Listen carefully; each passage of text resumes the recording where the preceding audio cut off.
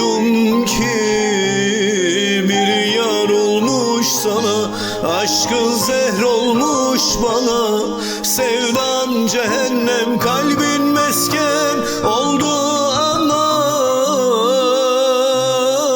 ömrüm deme ona. Yandım, yandım, yandım Allah'ım.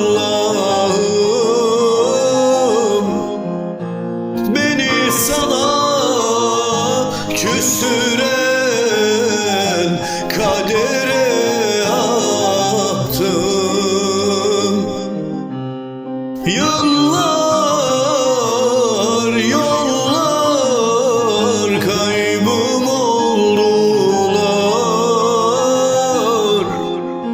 İhanetin mührü çözdü, hadi bana eyvallah.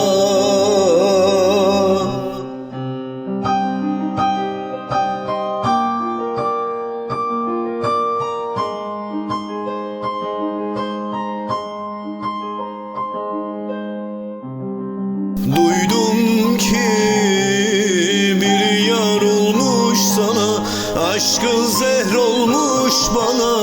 Sevdan cehennem, kalbin mesken